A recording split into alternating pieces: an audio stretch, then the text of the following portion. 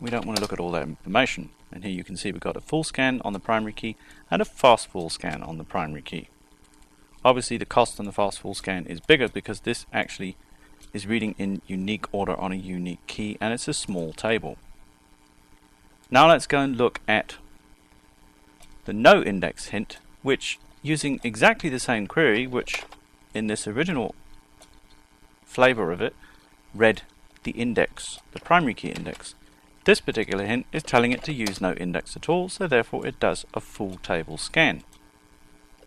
The index combine hint actually works to combine multiple bitmap indexes on individual columns. First of all, I'm going to go and find all the indexes on the show table, and I'm reading a system table, so I'm going to turn auto trace off. And here I've got indexes on this table. I've got act, category, venue, and show.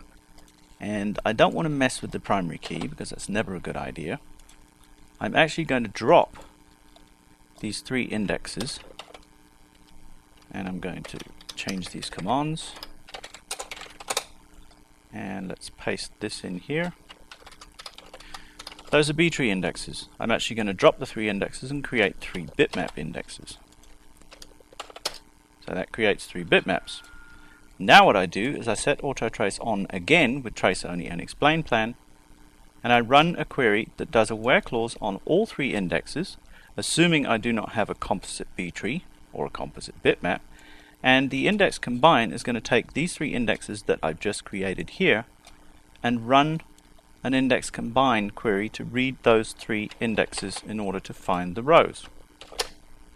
And once again I have to set auto trace, trace only and explain,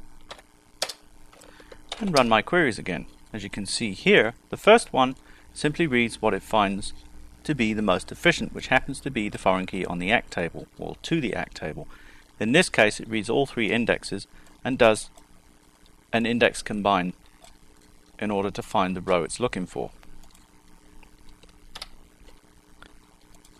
Note the cost is actually higher. This kind of thing is only going to work on really large tables and where you have a lot of index complexity.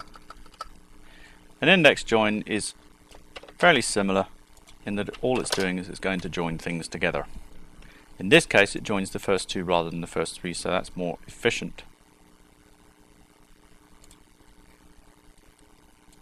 The AND equal hint is actually deprecated in Oracle 10. However, the AND equal hint attempts to merge several single column indexes, much like the index combine on the bitmaps. However, they can be B-trees as well. So what I'm actually doing is I'm dropping the three indexes I created as bitmaps and regenerating them as B-trees. And now I'll do a selection on the three columns once again. The first query will simply select without a hint, and the second uses the three indexes, so it's forcing it to use all the indexes. In this case it only used two, and in this case it used all three. And obviously the cost is substantially higher. The optimizer thinks that there's not much point using all the indexes, and it's probably correct. Don't assume that you know better than the optimizer does, because the chances are the optimizer, particularly in Oracle 9.2 and 10G, is extremely sophisticated nowadays.